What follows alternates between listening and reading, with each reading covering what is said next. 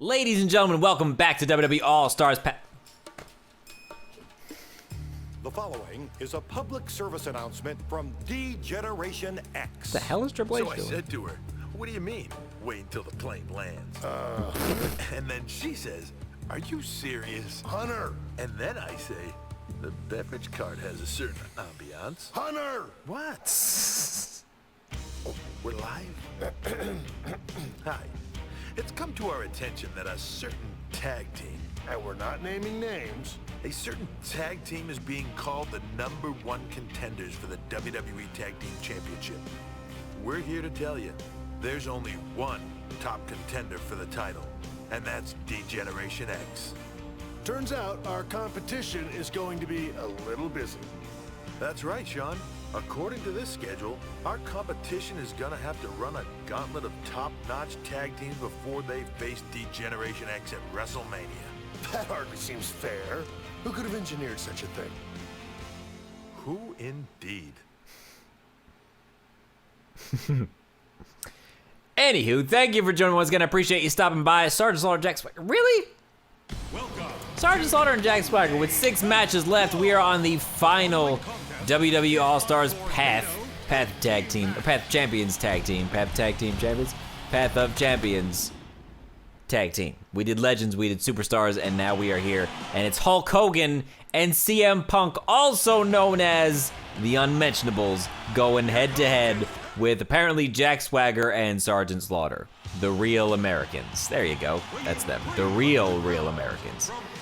Smash that like button as hard as you possibly can if you've been enjoying this series. The Tornado Tag Team matches, I still can't figure out how to friggin' switch. Whatever. It's whatever. At this point, it's basically the Hulk Hogan show. Your team has drawn DX's personal attention. They've handpicked your next opponents and are counting on them to eliminate you from competition. Good freaking luck, Slaughter and Swagger. Swagger. You doing some damn push-ups. Get your ass up. Here we go. Monday Night Raw. Hulk Hogan and Sergeant Slaughter. WrestleMania 7 rematch right here. Oh, I remember that. I remember that WrestleMania 7. WrestleMania 6, 7, and 8. Like, that was my first introduction to wrestling. Back those WrestleManias. Oh, God. With the kick. Even though WrestleMania 6, Hogan and Warrior is what got me into wrestling and what made me go, oh my God, I love this. But it was but believe it or not, it was WrestleMania 9 that got me like hooked on it. And I know WrestleMania 9 is not necessarily widely regarded as a great WrestleMania necessarily, but it was the first one. I think it was the first one that I watched live, and it was the first one that like I owned on VHS. Like WrestleMania 6, I think was my cousin's, and I forget how I saw 7 and 8, but 9 was like, oh God, Jack Swagger was like the first one that I actually owned, like in my house. We owned WrestleMania 9, and I watched it over and over and over and over and over and over. And like now, grown up Chris, or debatable, but more grown up Chris is well aware of how bad the ending to WrestleMania 9 really was. But at the time, oh God, Swagger almost pinned CM Punk. But at the time, I missed him. Being such a huge Hogan fan, I was so excited. Like, my sister liked Bret Hart, and I liked Hulk Hogan. So, spoiler alert, if you haven't seen WrestleMania 9, the championship match, the main event, is Bret Hart versus Yokozuna. So, Bret Hart's the champion, and he's battling Yokozuna.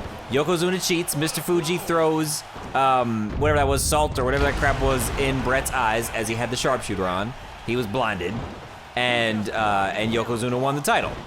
Hulk Hogan comes down to ringside, helping out his friend, Bret Hart, who before that was like never shown on screen with Bret Hart in anything ever. Like, there was no backstory about them being friends, I don't think. Like, it's never ever been established that they were actually friends for any reason at all. Oh, he's gonna stop me. Oh no, he didn't. Yes, he did. Crap. So, Hulk Hogan. Oh, did we get the, oh, we did a, oh, that was awesome. He did like a move and I did the leg drop on top of that. That was crazy. That was awesome. I don't know what the hell happened, but it looked really cool. Anyway, so Hulk Hogan comes down to ringside, consoles Bret Hart, and Bret Hart's like, and Mr. Fuji's like, oh, my Yokozuna challenges you to a title match right here, right now, for no damn reason. Just won the damn title, challenges him to a title match. Hulk Hogan's like, I don't know, should I do it, brother? I don't know. And Bret's like, hey, I go do it. So Hulk Hogan comes in the ring. It's not even really an official match. A clothesline, something, leg drop, powder in the face, and Hulk Hogan's the champion 8 seconds later. And like, as a kid, I was like, yeah, it's amazing. But now grown up and like knowing what really went down and stuff, I'm like, that's crazy. Oh, look at this. Extreme Rules match, The Rock and Stone Cold with 5 matches left. Extreme Rules Tornado Tag. It's about to go down. The Attitude, I didn't get to read it. Oh, snap. The Great One has arrived on WWE All Stars. But yeah, WrestleMania 9, like now being older, not a fan of the way that ended. But at the time, like I said, being a little kid, it's a different story. Which kind of puts things into perspective, CM Punk, because it's so funny now. Oh, is that alternate attire? Look at that, with the what shirt? Nice. That's awesome. Alternate attire. Because now being a grown-up, again, debatable, but look at all the crap behind me.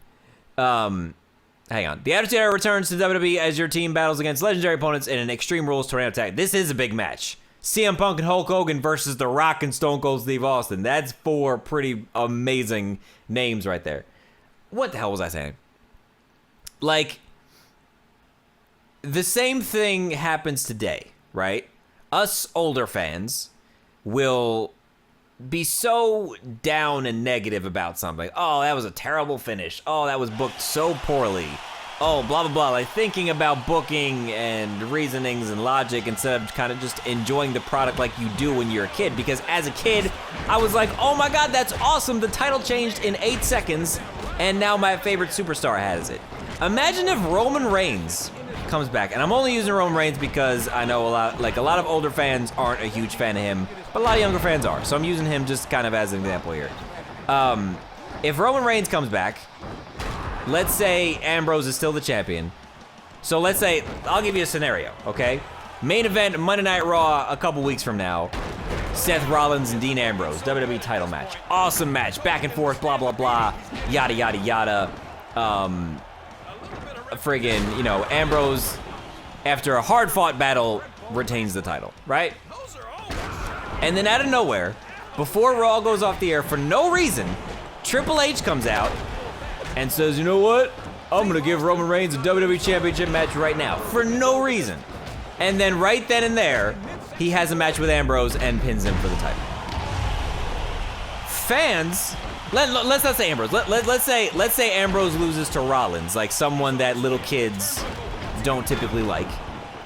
So let's say he loses to Rollins. So Rollins, the bad guy, has the title now, and then Roman Reigns comes back and pins him in 8 seconds and wins the championship. As a kid, that's probably gonna be an amazing moment for you. You're gonna say, oh my God, remember that time out of nowhere when Roman Reigns came back and won the title at the end of Raw? But again, like us older fans overanalyze stuff and feel differently about it. So it's funny to think about how you felt about stuff as a kid versus how you feel about stuff today. You know what I mean? Because your perspective as a wrestling fan changes a lot over time. Like changes a lot over time. And it's just funny that, you know, Mania 9 being one of my first and honestly one of my favorite WrestleManias. Just I think mostly for the oh God, I lost my finisher. Mostly for the nostalgia purposes, it's one of my favorite WrestleManias.